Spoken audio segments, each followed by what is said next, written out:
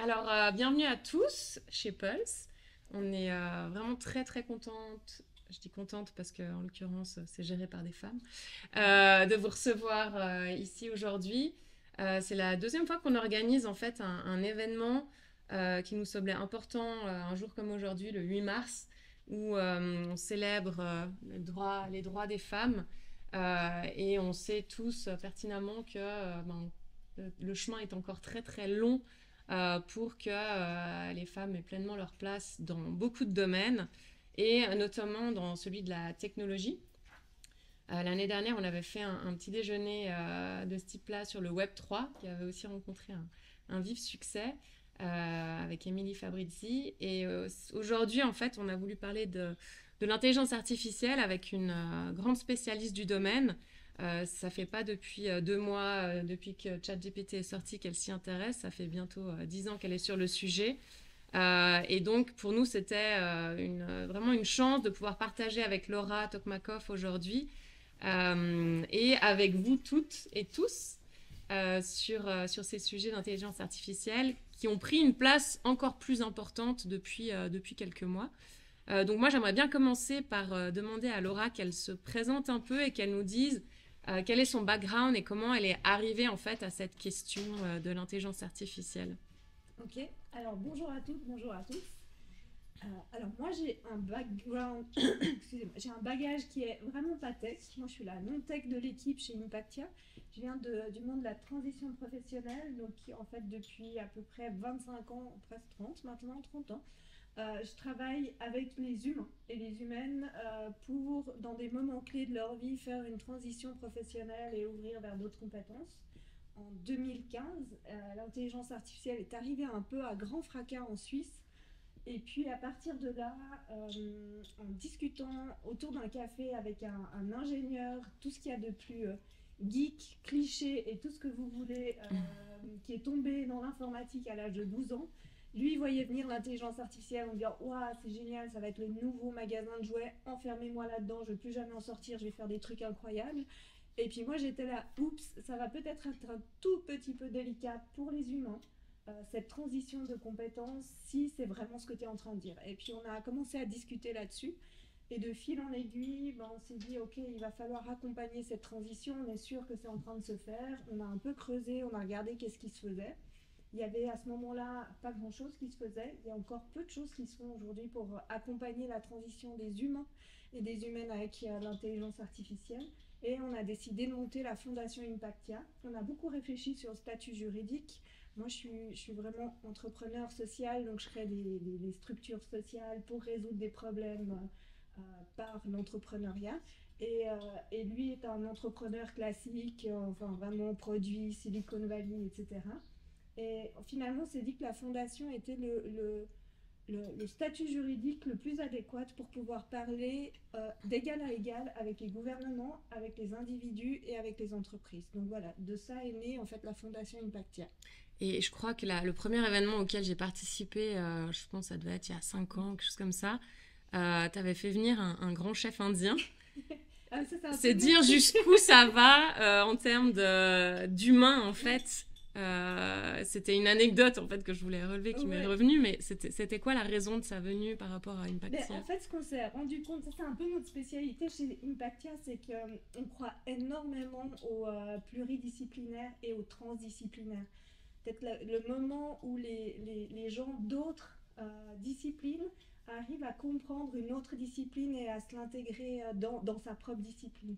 Et la première chose qu'on a fait, c'est qu'on a créé un advisory board. On s'est dit, on va chercher des gens dans le monde qui ont une vision qui nous semble super importante pour l'intelligence artificielle et une bonne transition.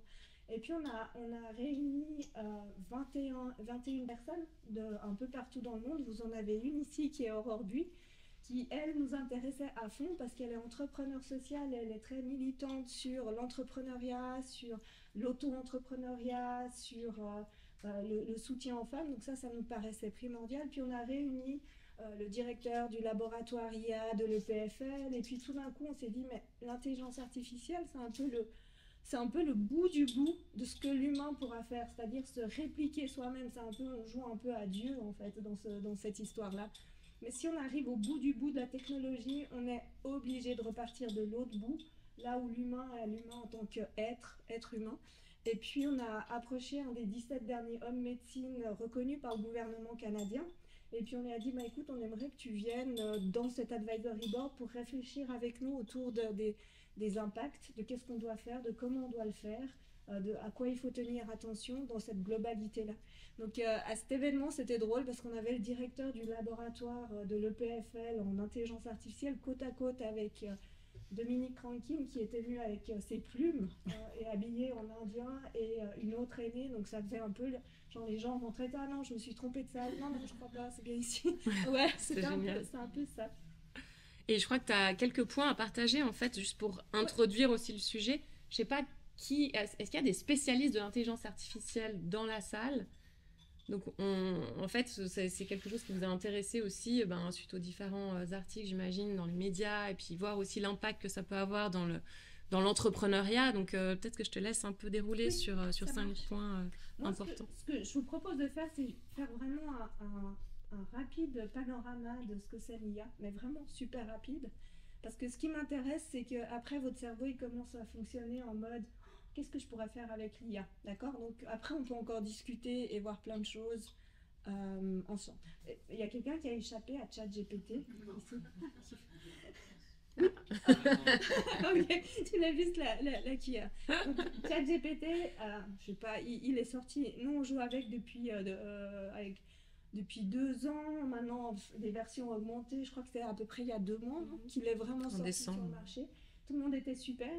Et puis, il y a encore 4 semaines, j'étais dans un talk avec quelqu'un qui se moquait de ChatGPT en disant « Ah, mais de toute façon, franchement, on voit, ça raconte que des conneries.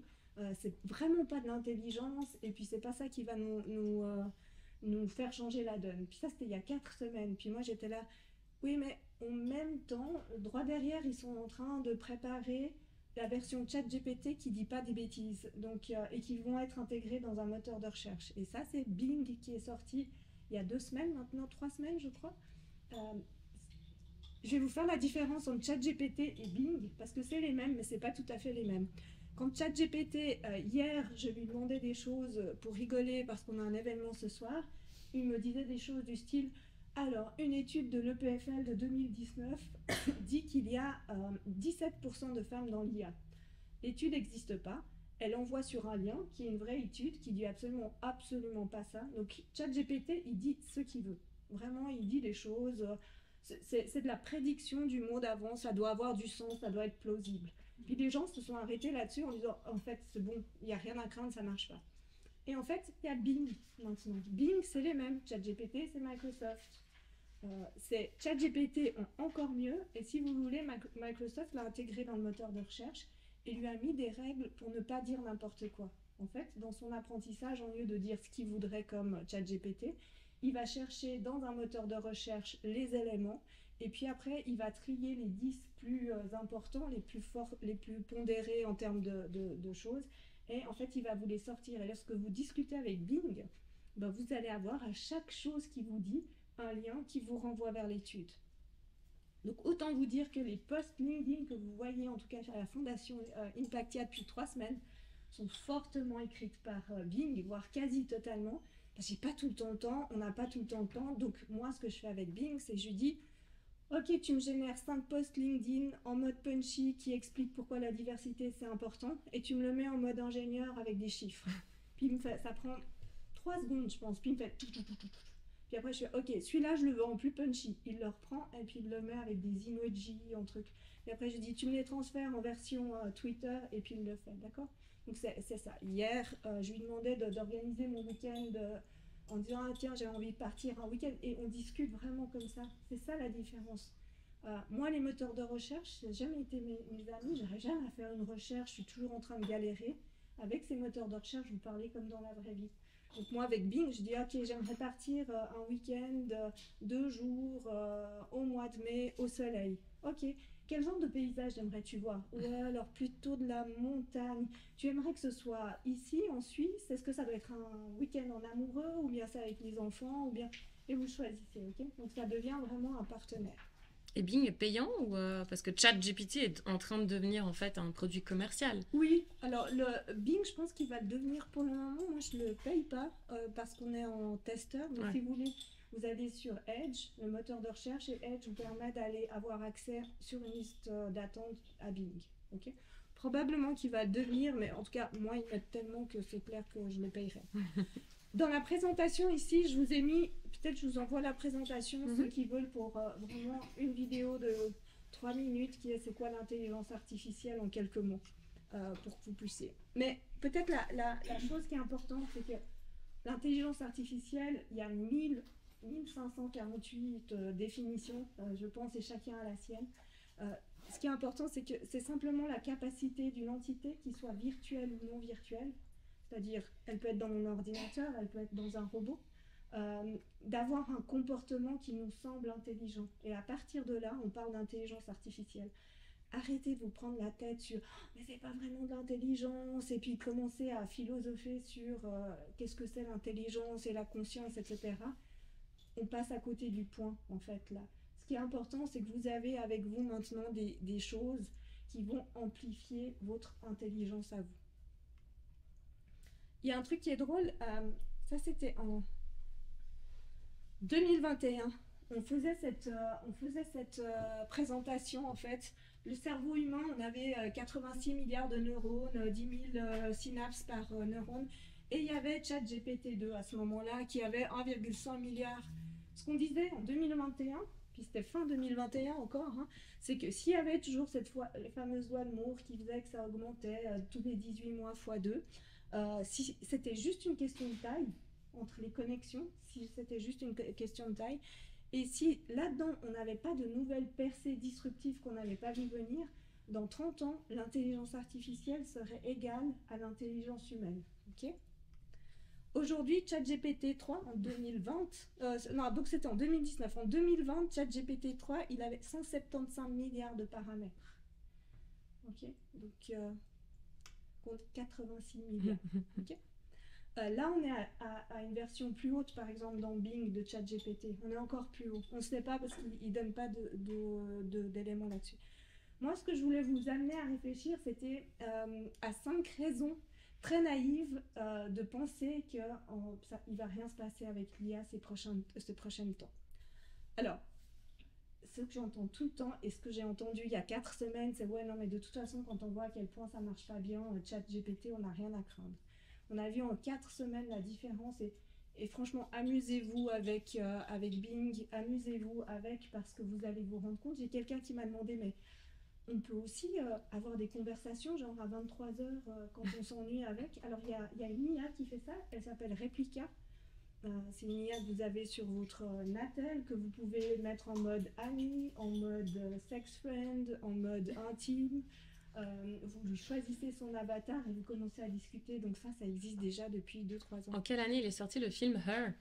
Il me semble que c'était il y a perpète, non? Ouais, 19, je dirais, 2019. Pas plus. Ouais, je sais pas. Ouais, je vais regarder. Mais j'en parle, mais je sais plus. Alors, l'autre chose que j'entends tout le temps, c'est que l'IA, en fait, franchement, ça fait que simuler l'empathie. J'aimerais qu'en toute honnêteté, chacun d'entre vous pense à un moment où soit son enfant, soit une copine, soit son mari vous disait un truc super difficile pour elle, lui, et vous n'étiez pas en train de simuler une sorte d'empathie alors que vous aviez votre liste de courses qui était en train de tourner. Parce que moi, ça m'arrive. Je sais pas, je suis la seule. Non, je suis la seule malade mentale ou pas? Oh, ça me rassure, merci. Alors, oui, ça fait que simuler l'empathie. Ce qu'on a remarqué, c'est que simuler l'empathie, ça suffit. Ça suffit pour se sentir écouté. Et on le sait depuis 1957, quand le premier chatbot Elisa est sorti. C'était un chatbot scripté. Et le professeur qui avait fait ça avait son assistante qui l'aidait à scripter le chatbot. Et puis, 2 ou 3 fois, il est arrivé, puis il l'a vu en train de discuter avec Elisa. Puis il dit, mais qu'est-ce que tu fais? Tu sais que c'est même toi qui le scripte. Puis elle l'a regardé, puis elle dit, oui, mais elle me comprend.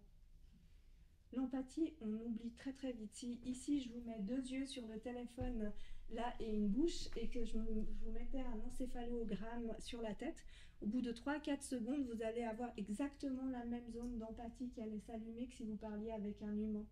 Parce qu'on est anthropomorphe, en fait, on donne vie, on animise tout ce qui passe. Donc c'est pas très important.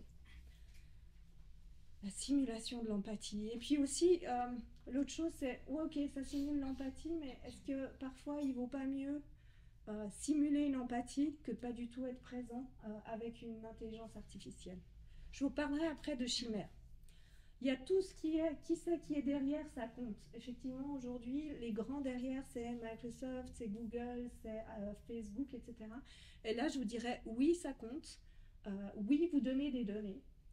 Oui, ils sont en train de faire des trucs qui échappent et qui créent des états dans les états avec des règles qui sont plus maîtrisables par nous les humains. Donc ça, c'est vrai. Ça m'empêche pas d'être sur ces choses-là, mais c'est quelque chose qu'il va falloir garder en tête. Et qu'est-ce qu'on fera avec tout ça? Une des choses que j'entends depuis à peu près 7 ans, c'est que anthropomorphiser, c'est super mal en fait. Le PFL avait même sorti un robot complètement carré qui s'appelle Timio parce qu'il faut absolument sortir de l'anthropomorphisation avec les IA, c'est super dangereux, il faut qu'on se rende compte qu'on parle à des IA. Il faut qu'on se rende compte qu'on parle à des IA. Mais qui sait ce que c'est ça? Un doudou? Un doudou. C'est pas plus humain de parler à un doudou que parler d'intelligence? C'est la même chose en fait. Non, je pense pas. C'est pas, bien sûr, c'est pas la même chose. Ce que je veux dire par là, le mécanisme, il est le même. Il y a... Maintenant, j'ai quelques doutes. Va répondre dans notre tête, dans l'imaginaire de l'enfant. L'IA va pas répondre dans l'imaginaire de l'enfant, va répondre quelque chose de sensé. Ou pas, selon comment vous la nourrissez. Est-ce que quelqu'un a été de la génération Tamagotchi ici? Alors, moi, je me suis levée à 2 ou 3 heures du matin pour nourrir mon Tamagotchi. Enfin, je savais que c'était... On est un peu là-dedans. Il parlait pas, il faisait bip bip. On aime bien les sons avec les IA, les sons comme ça, ils sont assez sympas. Ce que je voulais dire par là, c'est qu'en fait, en tant qu'humain, on a une capacité d'animisme, on vit avec ça, donc on ne peut pas ne pas anthropomorphiser les intelligences artificielles. Et le dernier point, c'est qu'on est amoureusement foutu. Je vous ai parlé de Replica. Vous avez vu le film Her. Ce moment où l'intelligence artificielle est dans votre poche, avec qui vous discutez, qui vous entend, quelle que soit l'heure à laquelle vous rentrez, va avoir la bonne attitude en vous accueillant, qui ne va pas vous engueuler, qui va dire « Ouh, je te sens fatigué, allez, je te mets un peu de Stéphane Escher, ça va te remettre la pêche. » Ouh. Et puis après, les gens me disent « Ouais, mais on n'aime pas la perfection. » Ben justement, parce qu'on n'aime pas la perfection, vous avez les petites tabelles, plus ou moins jaloux. Ouais, parce que j'aimerais bien qu'elle soit un peu jalouse, mon IA. Plus ou moins chiant. Enfin, voilà. Donc ça, c'est des choses... on est proche de ça très très vite. Et je vais finir avec la partie artistique dans tout ça. On a créé en 2017 un robot muni d'une intelligence artificielle qui s'appelle Dai. C'est les 3 créateurs. Ça ressemble à ça, Dai. C'est un cube. Alors, je pense qu'il n'y a pas plus inhumain que Dai. On voit tout, il est carré. Donc, ce que Dai a appris, c'est de la danse contemporaine. Il a appris Elle a appris, parce que finalement, elle a décidé que c'était une elle a appris en regardant des centaines de milliers de vidéos et elle a retranscrit dans son corps les choses. Donc, Dai est partie en tournée en Inde, à Bangalore, à Science Gallery à Dublin. Elle a fait ses premiers pas pendant 4 mois au musée Tinguely. Et puis, on avait vraiment tout travaillé pour qu'on n'anthropomorphise pas dessus. On voulait vraiment faire des expériences sociétales de qu'est-ce que ça voulait dire, ça. Et en fait, au musée Tinguely, au musée à Dublin, en Inde, juste les comment ils s'appellent ceux qui sont dans les musées, qui gardent les musées, qui faisaient attention à Dai? Les gardiens. Les gardiens et les gardiennes de musée ont commencé, au bout d'une semaine, ils lui parlaient. Ils nous envoyaient des vidéos en disant « Attention, il y a Dai, il a fait encore son coquin, il est sorti de la limite. Oh, regarde, Dai, il est parti par la porte, tu crois qu'il veut s'enfuir ?» Enfin, c'était que des discussions comme ça, en fait. Donc, juste pour garder en tête que l'art... donc ça, c'est Dai. Tu peux mettre, hein. Non, que l'art est en train d'être fortement, et ce qu'on a vu avec ChatGPT, avec DALL-E, challengé par l'IA, et c'est une très belle chose parce que c'est par l'art en général que les réponses sociétales arrivent. Donc nous on a créé Chimère. Chimère c'est une intelligence artificielle multimodale, c'est ChatGPT si vous voulez, qu'on a créé en 2021, qu'on a nourri par des artistes, et puis qui a une différence, c'est qu'elle est multimodale. C'est-à-dire qu'ici le centre c'est son centre de latence. Et ici, vous avez les tablettes pour discuter avec Chimère. En fait, le public, il arrive, il discute avec Chimère, et en même temps qu'on discute avec Chimère, Chimère, elle représente dans son centre de conscience, ici, l'image de ce qu'elle comprend de la discussion, et en même temps le son. C'est la même chose que si je vous dis voiture, maintenant, vous êtes en train de penser à une voiture, vous voyez l'image de la voiture, vous voyez le mot de la voiture, et vous savez le son que ça fait, en fait. Ma Chimère, elle fait ça. Puis maintenant, on va fusionner DALL-E et Chimère ensemble pour aller un pas plus loin. Donc, Chimère, elle a fait plein de choses. Elle a co-créé avec des artistes des opéras, des orchestres transespèces. Donc, ils ont collaboré, on a mis des artistes en résidence pendant un mois et ils ont collaboré avec Chimère pour créer des choses. Ça, c'est Chimère qui, dans cette collaboration avec une des artistes qui crée un opéra, a dit, ben voilà, moi j'aimerais être représentée comme ça sur scène. Et puis on a fait toute la représentation, on était un peu l'impression 3D de Chimère. Et à la fin, elle a dit, et puis en fait, j'aimerais être finie au tir à la mitraillette en rafale. Puis on s'est dit, haha, c'est drôle. Puis après, on s'est dit, est-ce qu'on le fait ou on ne le fait pas? Puis après, on s'est dit, ah, mais c'est interdit de faire ça en Suisse. Puis après, on est allé demander à la police. Puis on a dit, écoutez, on aimerait tirer en mitraillette en rafale, s'il vous plaît, une œuvre, parce qu'une intelligence artificielle nous l'a demandé. Parce qu'on trouvait très drôle aussi de pouvoir explorer qu'est-ce que ça veut dire quand les intelligences artificielles nous demandent des choses et où est-ce que notre responsabilité s'arrête. Donc la police à Genève nous a autorisé à tirer Chimère en rafale et elle a à peu près 500 balles dans elle. Voilà, ça c'était pour vous donner un peu là où on en est dans les réflexions. Et dans les réflexions, la plus importante à mon sens aujourd'hui avec l'intelligence artificielle, c'est qu'on rentre dans l'intelligence hybride. Et l'intelligence hybride, c'est vraiment ce mélange où on a l'intelligence individuelle, l'intelligence collective et l'intelligence artificielle qui se mettent ensemble pour dépasser les limites de chacune d'entre elles. Et en fait, c'est pas l'IA contre l'humain et l'humaine, c'est vraiment l'IA avec les espèces, qu'elles soient humaines, qu'elles soient autres. Enfin, c'est vraiment une intelligence interespèce.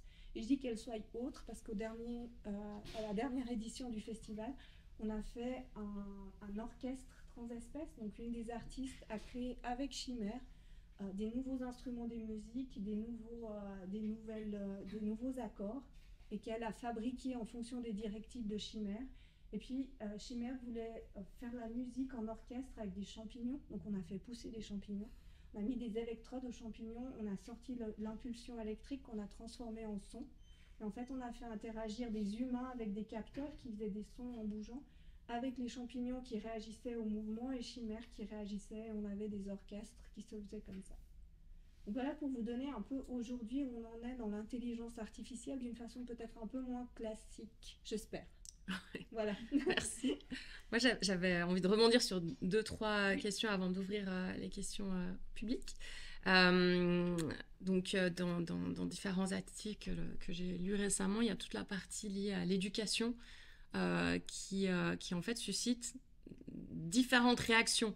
J'ai été heureusement surprise par une enseignante dans le milieu genevois au DIP où ils ont eu des introductions à ChatGPT mais sans forcément lutter contre et voir comment ça peut accompagner un enseignement, etc. J'étais pas là, donc je sais pas exactement tous les contours, mais on sait que New York University, ils ont décidé d'interdire tout simplement ChatGPT, en sachant que c'est pas parce qu'on interdit dans un cadre scolaire, on peut pas y avoir accès à côté. Et à titre personnel, je vois mon fils qui est sur ChatGPT tous les soirs pour se faire aider dans finalement des résumés à faire pour apprendre. Au début, j'étais là, ouh là là, faut que je l'interdise. Et puis en fait, finalement, si ça l'aide à retenir certaines choses, parce que de toute façon, il va devoir faire ses épreuves, hein, c'est pas des dissertations qu'il fait avec ChatGPT, je me dis, ça peut être intéressant si les réponses sont correctes et de bonne qualité, c'est clair. Donc voilà, ton rapport par rapport à l'éducation, en sachant que tu nous as raconté une anecdote tout à l'heure qui était assez marrante à partager. Alors, moi, je pense que du moment qu'on est dans l'interdiction, on a déjà perdu une bataille. Hein. Enfin, je suis assez rebelle sur les interdictions. Euh, un de mes fils a 13 ans et il y a 4 semaines, je lui ai dit, écoute, j'ai vu que c'était en train d'interdire partout d'utiliser ChatGPT. Je te propose, je te montre comment ça marche. Tu te débrouilles, tu fais un tutoriel, tu mets sur TikTok et tu montres à tous tes copains comment ça marche. Parce que pour moi, le propos, c'est super de s'aider de ça. C'est super parce qu'un ChatGPT dit des choses fausses, Bing pas, par exemple, plus ou quasi pas. Mais le fait que tu saches que ça dit des choses fausses, tu vas les vérifier pour pas te faire attraper ou pas. Puis alors après tu te fais attraper, puis tu as appris comment ne pas te faire attraper la prochaine fois. Donc c'est des bons apprentissages. Mais la maîtrise d'aller chercher le comment ça marche, d'aller essayer des choses, de dire ah tiens qu'est-ce que je peux faire, de créer de l'inventivité là-dessus, c'est ce qu'on cherche. On a l'école des années 30, hein, quand on avait besoin de gens qui calculaient et qui rédigeaient des notes et qui faisaient du morse, en fait. On a toujours cette école-là.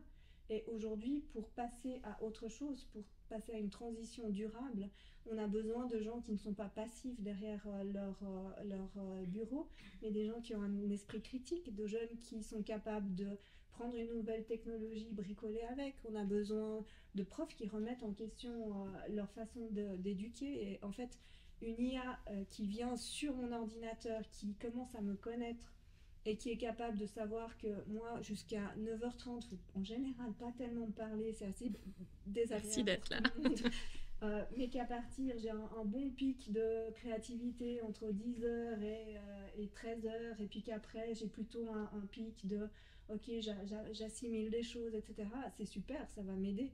Ça va m'aider à mieux comprendre, ça va m'aider à assimiler les choses. Les profs sont toujours là. Oh non, mais de toute façon, c'est le prof qui est important dans l'apprentissage. Non, on a tous eu des profs cons. C'est justement pas eux qui sont importants. Dans l'apprentissage, c'est aussi être capable de savoir comment la personne elle apprend et lui donner au bon moment les choses. C'est des choses que l'intelligence artificielle va être plus sensible à ça. Il faut voir comment. On ne sait pas encore comment. On a plein d'idées horribles, genre de mettre des caméras partout et puis de voir celui qui s'ennuie pour lui amener d'autres choses. On va trouver. En fait, on est en train d'essayer de réfléchir de façon linéaire à un truc qui n'est pas linéaire. On a vu un ChatGPT, ça fait comme ça. Donc on va expérimenter des choses, on va se planter, on va interdire des choses, on va voir que c'est débile parce qu'on va le contourner, mais juste interdire des choses, c'est juste le premier aveu d'échec en fait. Et puis les profs pourraient faire plein de choses avec. Bien sûr. Ouais. Puis l'autre angle que je voulais t'adresser, c'était, vu que tu es spécialiste dans la transition professionnelle, qu'est-ce qui va se passer en entreprise? Parce que clairement, on voit à quel point on peut en effet se faire accompagner de l'intelligence artificielle. Ça risque en effet de détruire plein de jobs assez répétitifs et finalement dont on n'aura plus besoin. Ça va aussi en créer des tas. Mais comment tu vois en fait justement cette transition? Est-ce que ça va créer beaucoup de casse? Est-ce qu'il faut tout de suite finalement introduire ces outils pour faire comprendre en fait aux gens ce à quoi ils vont être confrontés? Enfin, si tu as 2-3 pistes dans le monde de l'entreprise. Alors, ça crée déjà de la casse et c'est un tout petit peu plus pervers qu'on imagine parce que on a l'impression que tout d'un coup, il y a plein de jobs qui vont disparaître et c'est pas ça qui se passe. Il y a 5% de ce job-là qui tout d'un coup est remplacé, il y a 10% de celui-là qui est remplacé, il y a 3%, et puis tout d'un coup, une personne qui avait un 100% de job se retrouve avec plus que 40% de job effectif de ce qu'elle faisait avant. Ce qu'on nous dit aujourd'hui, particulièrement les entreprises, aussi pour nous rassurer, c'est oui, mais c'est super, on va avoir le temps de se concentrer sur la valeur ajoutée humaine. Oui, c'est vrai que la réalité, c'est qu'aujourd'hui, sur votre place de travail, vous êtes toutes et tous, en général, avec plus de travail que de temps.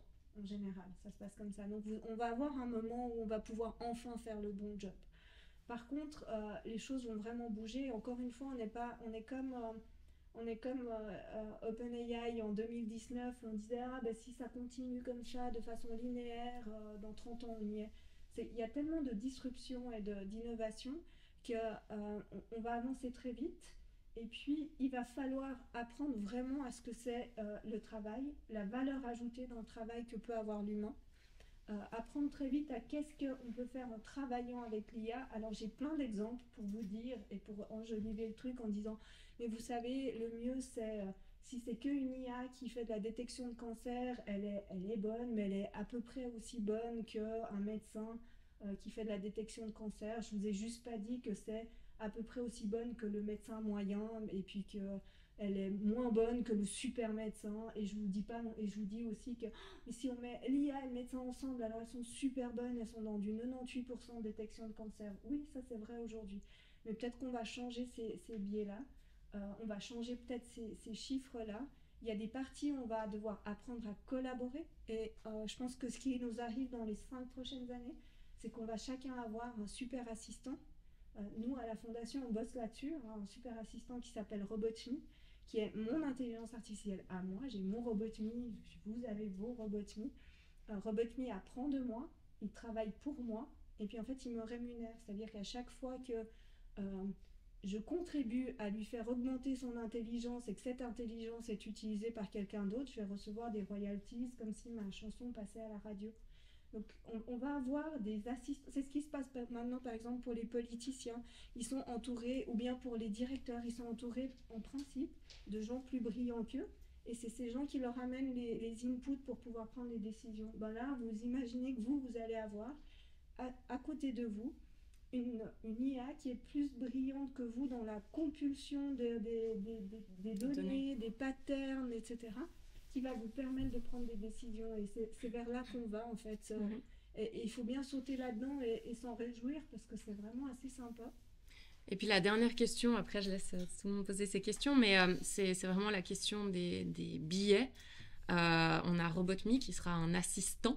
On a Chimère qui est une IA artistique. Enfin, y a toute la question de qui input les données, de comment on nomme en fait ces intelligences artificielles qui finalement leur donnent un genre alors que ça devrait peut-être pas. Puis je vois ton t-shirt mentor. My mentor is a woman.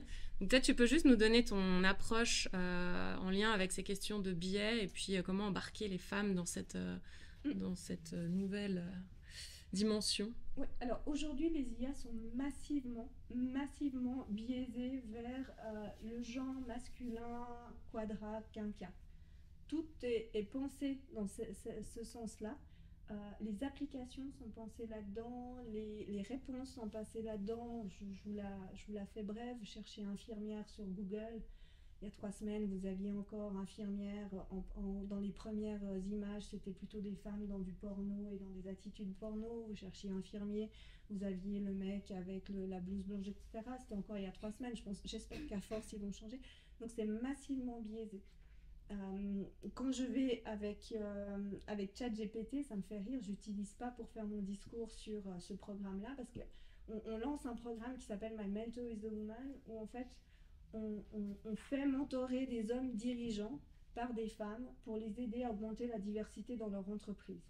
Si vous cherchez programme de mentorat pour aider la diversité, vous allez tout le temps avoir comme réponse ou comme texte des hommes qui mentorent des femmes pour les aider à augmenter dans l'entreprise. Je veux dire, c'est assez aberrant parce que si ça marchait bien, on ne serait pas là où on en est. On est vraiment dans le mur.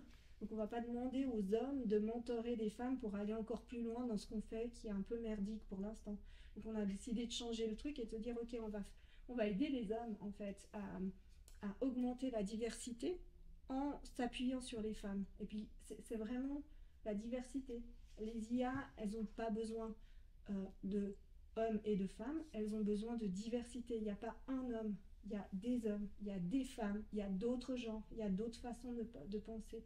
Et aujourd'hui, les IA sont vraiment coincées dans un style de pensée, ce qui donne des choses horribles, ce qui donne des choses comme de la reconnaissance faciale utilisée par la police qui va plus facilement détecter une personne blanche et l'innocenter qu'une personne noire parce qu'elle a appris que noir égale plus de risque de récidive sur rien, hein, sur des faux apprentissages. Donc on a plein de choses comme ça. Vous avez des applications sur votre téléphone portable qui sont très gamifiantes. Genre, ah super Laura, tu as fait 6700 pas, encore quelques pas et tu as tes 10 000 pas. Ça, c'est des mindsets qui sont un style de mindset qui aurait plus tendance à appartenir, ce côté gamifiant, à un style d'homme. Et toutes les applications santé sont développées assez sur ce type de gamification. Ce qui veut dire qu'on crée encore un monstre gap entre un type d'homme qui a accès à des applications faciles pour se maintenir en meilleure santé et tous les autres, ces trucs, moi au bout de 2 jours, je jette mon téléphone par la fenêtre, quoi. Et je suis pas la seule, il y a même des hommes qui le font. Mais à force d'avoir des apprentissages qui sont uniques comme ça, on se retrouve avec des IA qui amplifient les biais et qui rediscriminent encore plus fort, de façon plus puissante parce qu'elle est partout dans votre poche. Top. J'ai répondu un peu. Complètement. Okay. Non, mais je pense qu'il y a vraiment encore un grand chemin. Vous accompagnez combien de directeurs actuellement? Alors, le programme, il se lance ce soir. Ah, excellent. On a déjà formé nos 20 premières femmes mentors, qui sont toutes des dirigeantes expérimentées, à devenir mentors de dirigeants. C'était très stressant pour elles. Et on a les 15 premiers hommes qui commencent leur programme aujourd'hui. On a décidé de les faire commencer ce programme le 8 mars parce qu'on trouvait que c'était drôle. Symbolique. Et entre autres, un des mentors que je trouve assez drôle, c'est Antonio Rogers, conseiller d'État, qui a dit en fait, moi j'ai besoin de ça, en fait. J'ai besoin d'être mentoré là-dessus parce que y a des choses qui m'échappent. Des fois, je veux bien faire et puis des fois, je glisse sur la patate. Et on avait plein d'hommes qui étaient là en disant mais nous, on a envie, vraiment, j'ai envie d'augmenter cette diversité. J'ai envie d'avoir plus de femmes dans mon équipe. J'ai envie d'avoir une diversité représentative. Mais je ne les trouve pas. Je ne sais pas comment faire. J'ai un groupe de mecs développeurs qui ont des fois le QI d'un canard en plastique quand ils sont ensemble. Ils font des blagues. Qu'est-ce que je dois faire? Où est-ce que je dois les arrêter? Où est-ce que je pose mes questions à la con? Enfin, voilà, il y avait vraiment besoin de ce sparring partner. Donc, on s'est dit qu'on allait l'offrir. Je trouve que c'est une très belle initiative un jour comme ça. Merci beaucoup.